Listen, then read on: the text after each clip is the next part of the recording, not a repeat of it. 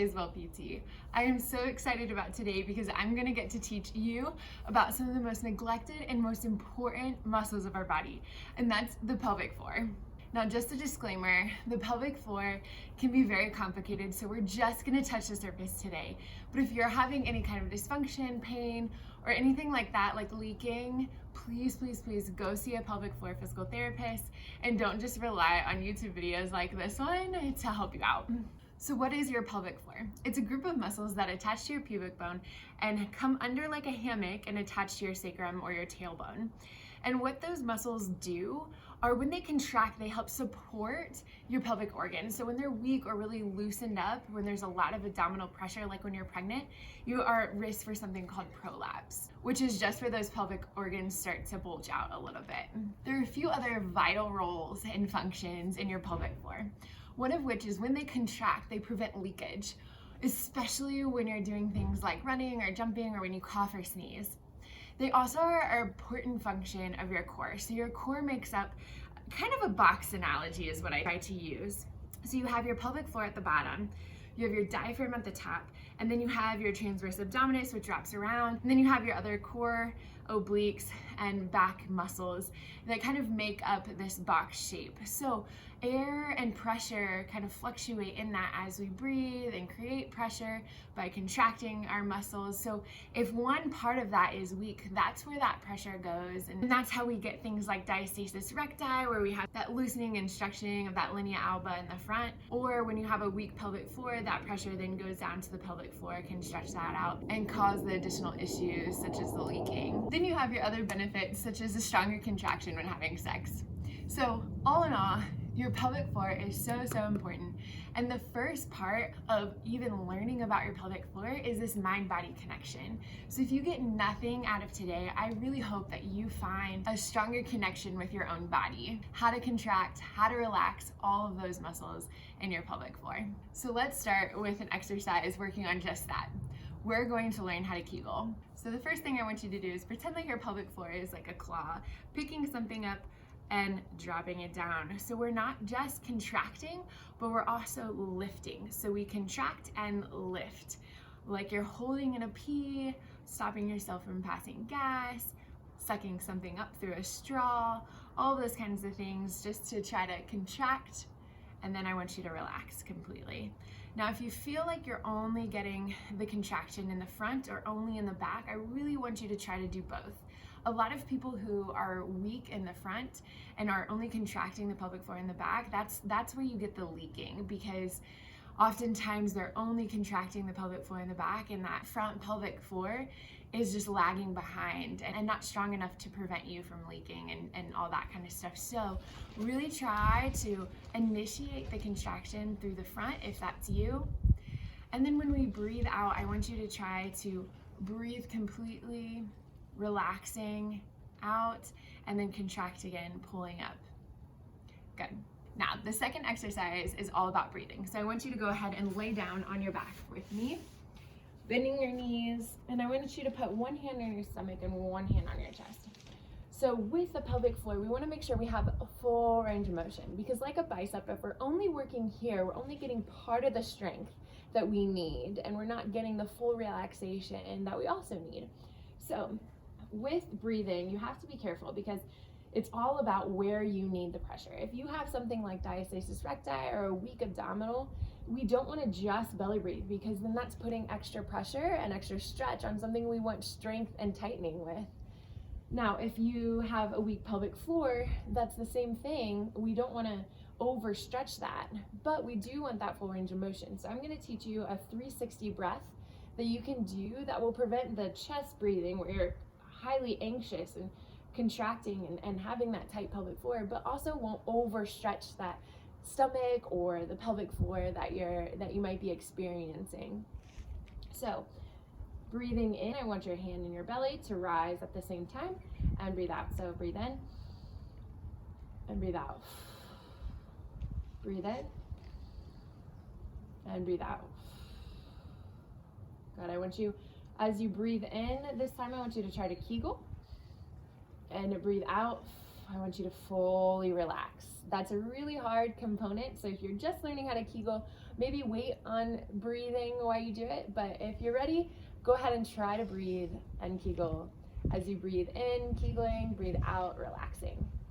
Once you've mastered that, go ahead and put your hands on the inside of your hip bone, and I want you to pelvic tilt, so your anterior pelvic tilt, putting some space in between your low back and the ground, and then posterior pelvic tilt, closing that gap.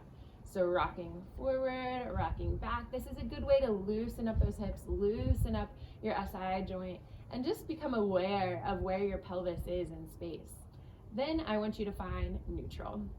From there, while your hands are still on the inside of that pelvis, I want you to contract that TA, which is just that abdominal muscle, like you're squeezing up and in, drawing that belly button, the spine, all of those kind of things. You should feel your muscles pop into your fingers, but if not, I just want that nice abdominal contraction, okay?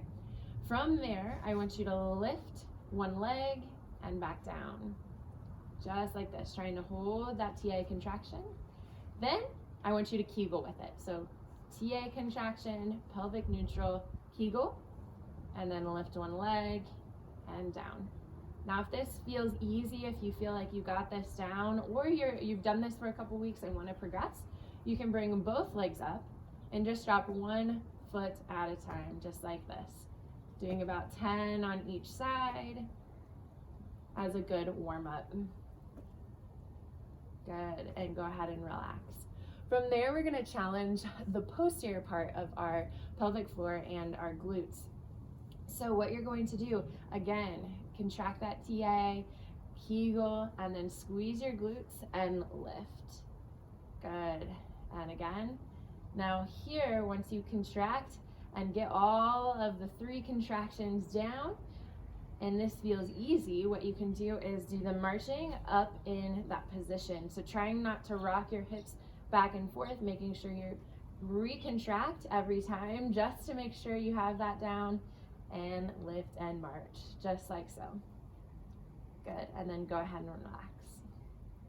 The next exercise you can do is adding in something called adduction, which is where your thighs come together. So you're gonna put a ball or a rolled up sweatshirt or something with some tension in between your knees.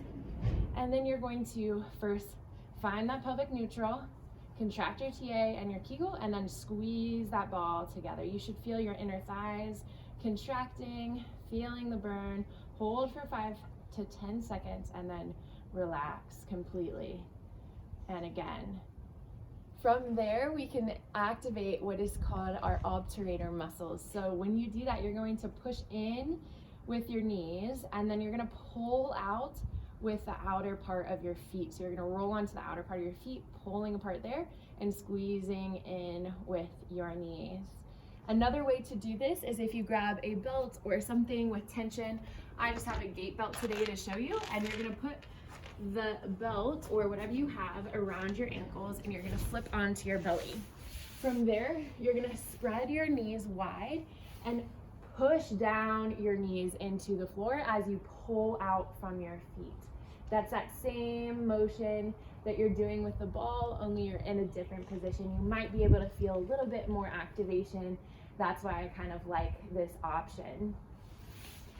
Another exercise is working the outer glutes right here while you do your Kegel, because our pelvis is a lot more than just one set of muscles. So what you're gonna do, I have a band here. You can start without a band though, that's totally fine. And you're gonna lie on your side and do something called a clamshell. So your feet stay together, your knees come apart, just like so. Really trying to work this outer glutes. I don't want you rolling back. Just staying nice and even, contracting your core right here. If you want to take this up a notch, you can come on to your knees in a plank-like position and come up just like so. Good. If you're going down on the clamshells, I like to do about 20 or 30. When you come up, I like to do about 2 sets of 10 to 20.